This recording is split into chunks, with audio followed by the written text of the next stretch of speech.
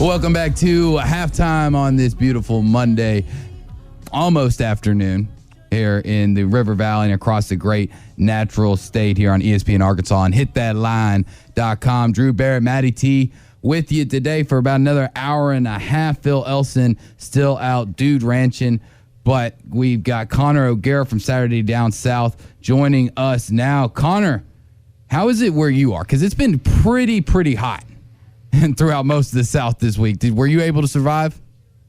Yeah, believe it or not, Central Florida in August, late July, gets a little toasty. Yeah. It is, we're approaching heat index into the triple digits on a daily basis. A little bit balmy, Yeah. It's not ideal, but, this just comes with the territory. This is like my, 7th August here, so I just, I expect the rain to come at 4 o'clock every single day at monsoons, and then it just gets ridiculously humid, and then we just move on with life. See, that's the thing. When you finally get used to the weather, or at least move there, and you've been there for quite a long time, you really can't complain because it is what it is, and if you didn't like it, you could always just pack up and move. But one thing going on around the SEC is fall practice is scheduled to start for all SEC teams this week. What are some big things that you're looking at throughout the first week of practice when it really starts getting ramped up? Well, there are a lot of things besides just your basic position battles that we're going to talk about. And it seems like in the SEC there are just so many interesting quarterback battles. And as I've been saying, there are 10 SEC programs that either have a new starting quarterback or a new offensive coordinator. And one of those schools is, Mississippi State is one of the 4 schools that theoretically doesn't have a new starting quarterback or a new offensive coordinator, but Will Rogers isn't exactly entrenched as the starter just yet, so we'll wait to see how that plays out.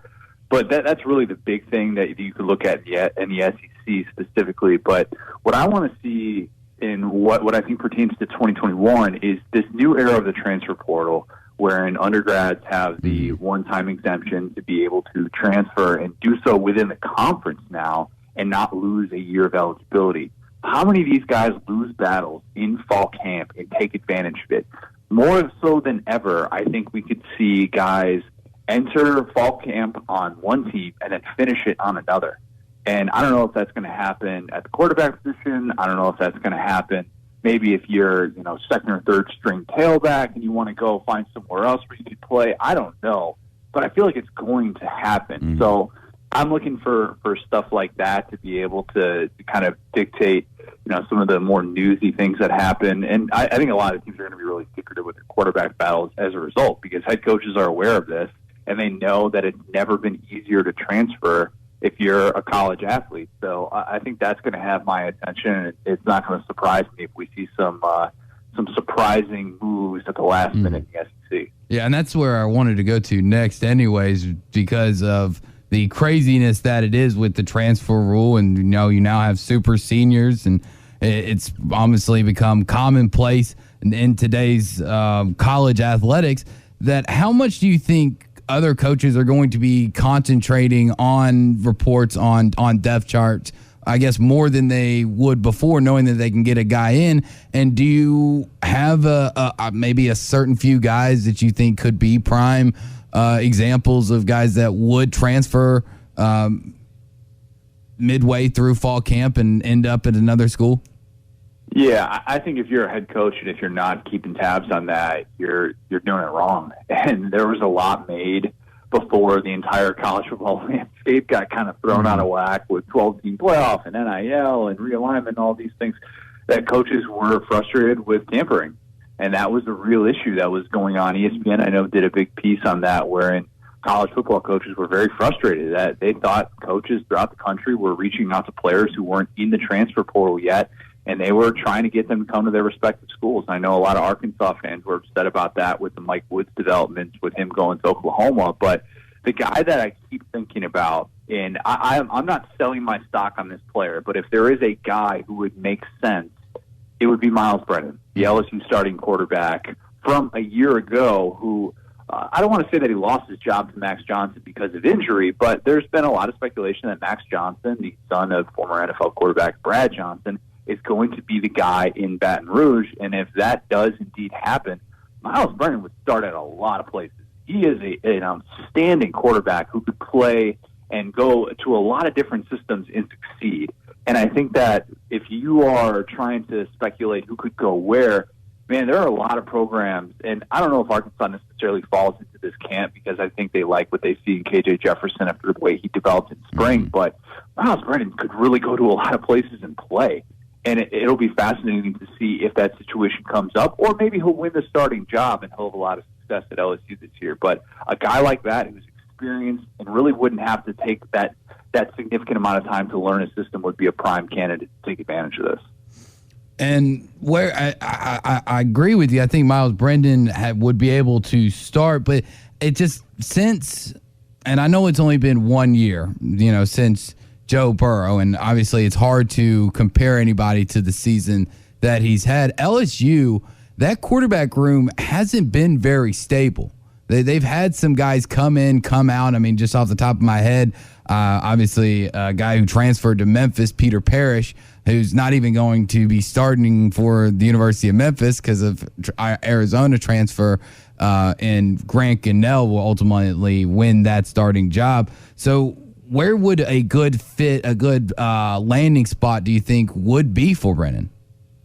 Well, I mean, I think LSU's offense was just fine last year, and I thought, to be honest, the passing game itself was perfectly fine. They hit a mid-season low with TJ Finley as the starter. TJ Finley now at Auburn, but I thought for the most part they did some really good things in the passing game. Their running game was the most un-LSU-like that they've had in the 21st century since they've been a nationally relevant program. But Myles Brennan, if he were to lose that starting job, the situation that I would look at, there are two places that come to mind immediately, one in conference, one out of conference. The in conference one is Mississippi State.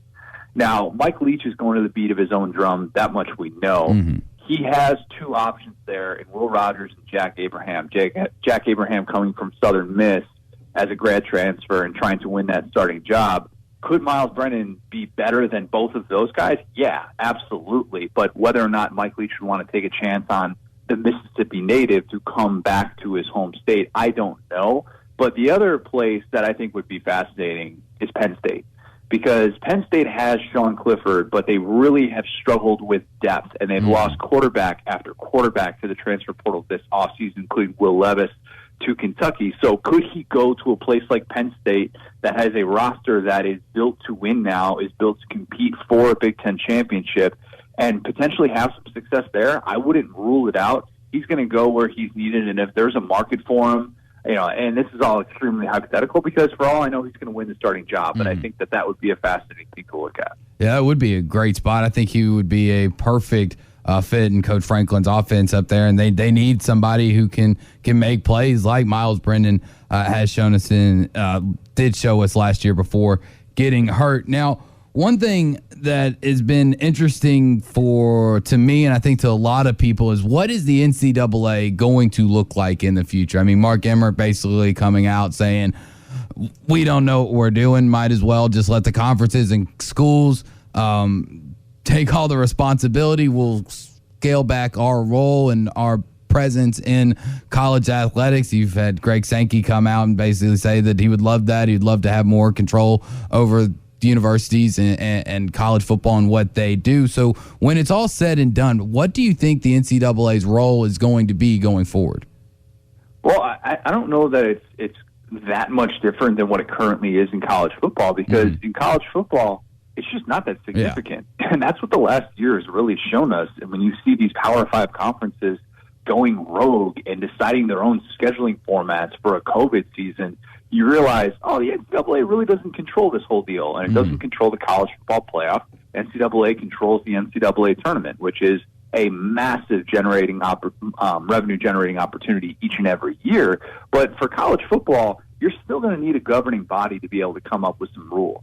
That's the biggest thing, is that, you can say this conference can go by this conference can go by that. You're still going to need some overarching governing body to enforce certain rules. Now, enforcing them in the same way that the NCAA did, where it seems like they'll go after a program like Mizzou for self-reporting a violation involving a tutor. Meanwhile, they won't drop the hammer on UNC for making fake classes. Mm-hmm. I think that we'll see a difference in that. But in terms of its active role right now, I just don't think it's that significant. And I don't think it'll be that significant, 5 years from now, 10 years from now. And you just kind of realize that people like Greg Sankey have a whole lot more power than Mark Emmert in the NCAA.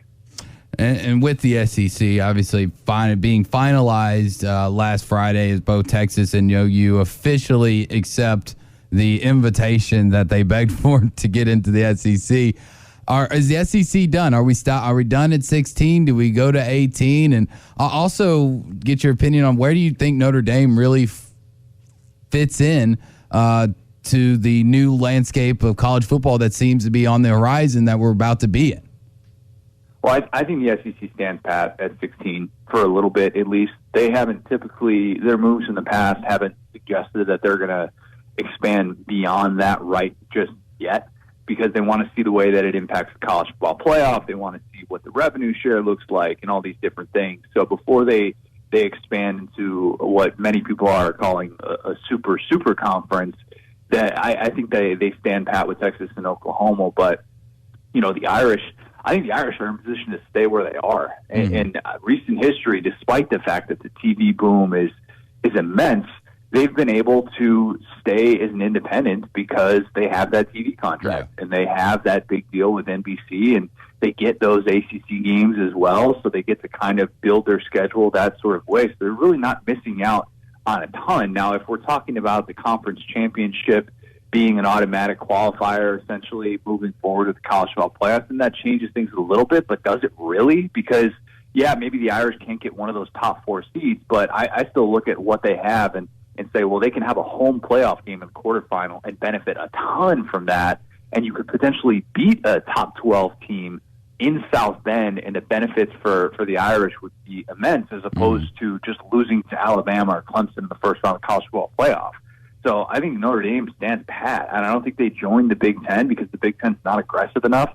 Maybe if Greg Sankey were running the Big Ten, that'd be a different story, but he's not, and instead it's Kevin Warren. So I think that Notre Dame stays independent and, just kind of flirts with the ACC, but ultimately they're going to do their own thing. Yeah, I think it'll be interesting to see where Notre Dame ultimately, how it all does play out for them, especially if we decided to get to a 64 type of team, or type of league with 4 power conferences, and ultimately they might have to join at that point. But we're talking with Connor O'Gara from Saturday Down South. Connor, before we let you go, have we already gotten kind of bored, or maybe not bored, but already used to NIL through 1 month?